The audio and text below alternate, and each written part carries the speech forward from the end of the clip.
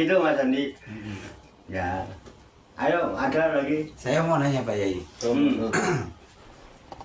Ini sehubungan dengan pengalaman suluk teman-teman juga tadi dengar ceritanya ya, atau mengalaminya mungkin setiap dari pribadi kita yang sudah menjalankan suluk itu pernah merasakan pengalaman itu.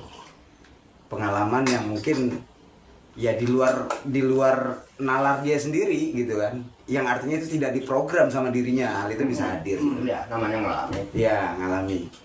Nah, terus seharusnya gitu kan, kesadaran jiwanya itu harusnya seperti apa? Karena itu nggak bisa dikontrol Pak Yai. Ya. Gitu ketika dia melakukan suluk itu kan ya berbagai entah itu namanya godaan, apa entah itu pengalaman atau apa ya, sensasi itu.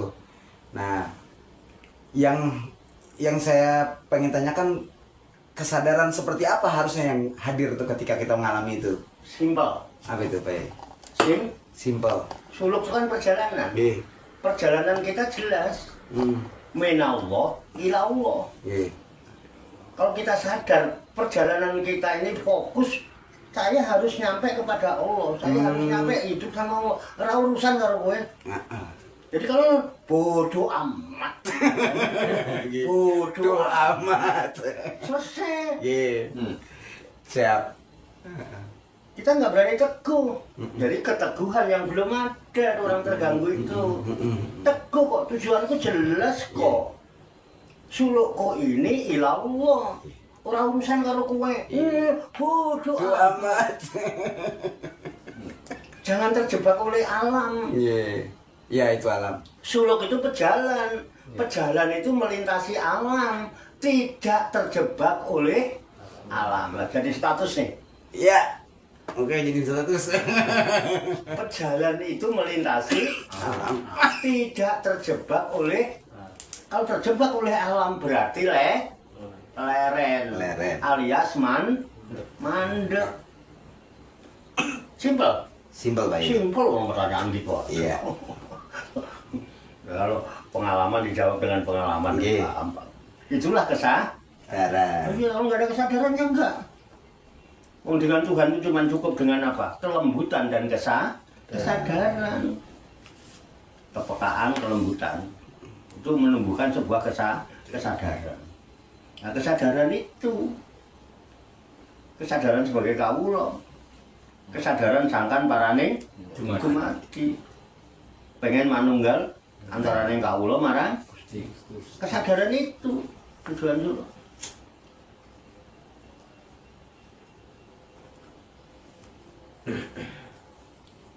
Yang jadi masalah kan kita berangkatnya bukan karena kesadaran. Jadi gampang terkecoh.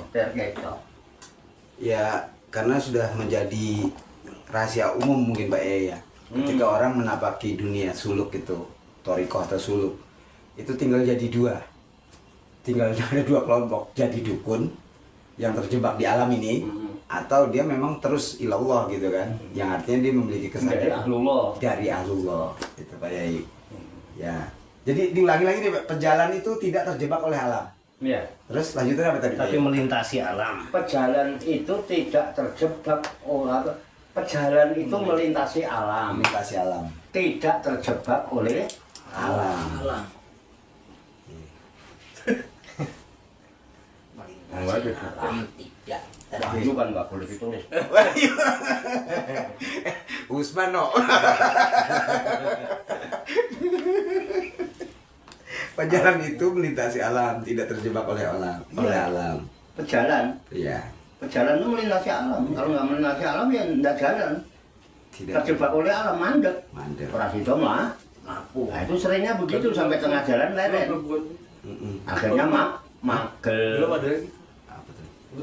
Yang suka jadi dukun yang begitu. Iya, itu dia yang nyangkut. Yang terjebak. Pejalan itu melintasi alam, tidak terjebak oleh alam. Udah. Jika terjebak dia pasti leren ya Pak? Leren, terjebak oleh leren. Terjebak oleh alam. Belum nyampe. Iya. Mau dicontohkan? Hah? Mau contoh? Contoh, entar leren Pak.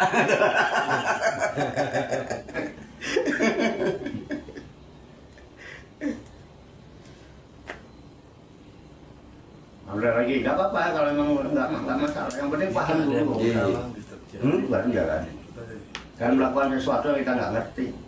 Kita selama ini udah berangkat dari ketidaktahuan, dipaksa untuk jalan. Wes pokoknya aku ngono padahal orang Ngerti. asli, Iya. orang ngerti apa yang dilakoni asli ini. Mana itu ditakoni ya bingung. Orang dia Pengalaman. pengalaman.